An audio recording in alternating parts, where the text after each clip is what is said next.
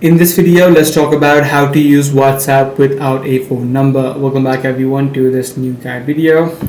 Now there are multiple ways on how you can do this, which is without having to use your own mobile number. So in this situation, the first thing that you can do is register with a landline number. So instead of using your own phone number, which is your mobile phone number, instead you can use the country code and type in the landline number if that is what you want. The second thing that you can do is use a virtual or a temporary number. So websites such as TextNow or even Google Voices provide these sort of temporary numbers, which you can use to create a WhatsApp account, which would be a temporary account.